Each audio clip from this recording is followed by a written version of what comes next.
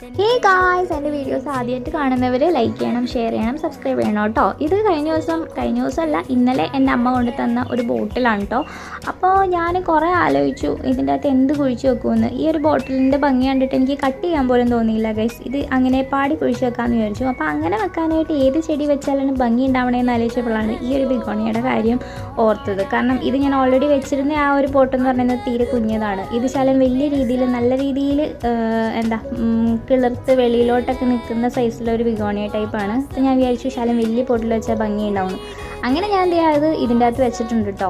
അപ്പം നമ്മുടെ ഓൾറെഡി കുഴിച്ച് വെച്ചിരുന്ന ആ ഒരു പോട്ട് ഫ്രീ ആയിട്ടുണ്ട്. അതിൻ്റെ അകത്ത് എന്ത് കുഴിച്ച് വെക്കുമെന്ന് ആലോചിച്ചപ്പോഴാണ് ഈ ഒരു ബിഗോണിയ വെറൈറ്റിയിൽ ഞാൻ അന്ന് ഈ ഒരു ചെടി കുഴിച്ച് വെക്കാൻ വേണ്ടി നോക്കിയപ്പോഴത്തേക്കിനും എനിക്ക് ബോട്ടില്ലായിരുന്നു. അപ്പം ഞാൻ ഇതിൻ്റെ അകത്തോട്ട് ചുമ്മാ കൊണ്ട് കുത്തി വെച്ചതാണ്. പിടിക്കണമെങ്കിൽ പിടിക്കട്ടെ എന്ന് ഓർത്തിട്ട് കേട്ടോ. അപ്പം ഞാൻ ആദ്യം ഇതിൻ്റെ അകത്തോട്ട് റീപ്ലേസ് ചെയ്തിട്ടുണ്ട്. അപ്പം എൻ്റെ വീഡിയോസ് ഇഷ്ടമെങ്കിൽ ലൈക്ക് ചെയ്യണേ, ഷെയർ ചെയ്യണം, സബ്സ്ക്രൈബ് ചെയ്യണം. ടാറ്റാ.